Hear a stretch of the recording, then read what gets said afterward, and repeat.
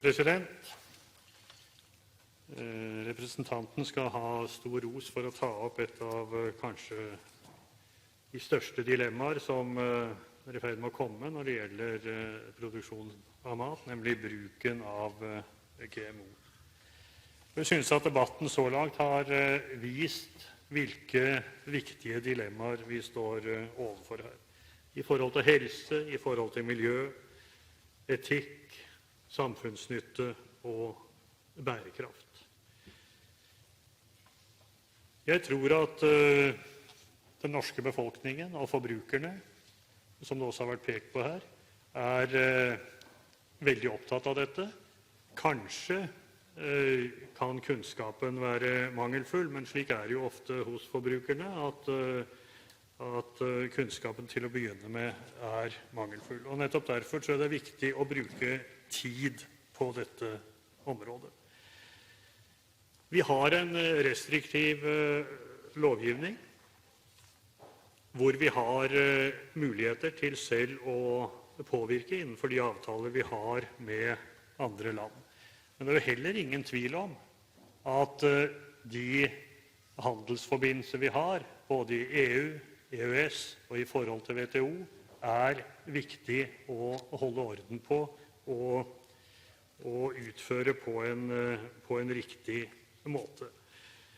Jeg tror når utenriksministeren snakker om hvilke konsekvenser som kanskje kan dukke opp, for eksempel i forhold til om våre egne avgjørelser ikke skulle bli godkjent av WTO, om man skulle komme i det han kaller et panel, og hvor man bruker begrepet offentlig moral. Så kan man spørre seg, hva er offentlig moral i denne sammenhengen her? Og jeg tror at veldig fort kan offentlig moral være en verden som mangler mat, og som regjeringen i sin egen landbruksmelding har understreket sterkt at mangler mat, og at vi må ta vårt ansvar.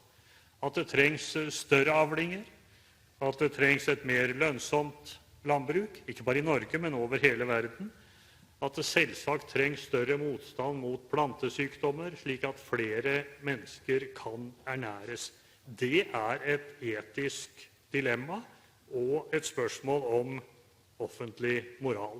Det samme ved å gjenvinne for eksempel tapt land. Man skal heller ikke se bort fra, at i en fremtid så vil også Norge kunne være i en sånn situasjon at en utvikling av genteknologien kanskje også kan hjelpe norsk landbruk. Men jeg tror det er om å gjøre å skynde seg svært langsomt i denne sammenhengen. Fordi at vi må vite hva vi gjør. Og selv om avgjørelsene i disse enkeltsakene har tatt lang tid, så vil heller ikke jeg kaste meg på denne vognen om å kritisere dette, i hvert fall ikke under forutsetning av at jeg vet at det gjøres en jobb for å finne ut hva som ligger i det, og hva som kan komme i fremtiden. Så jeg tror vi står igjen med i hvert fall for Høyres vedkommende, så står vi igjen med at ja, vi har et dilemma i forhold til våre internasjonale forpliktelser. De må vi passe på. Så har vi et handlingsrom som vi skal bruke til beste for den norske befolkningen, til beste for den matsikkerheten som vi er opptatt av.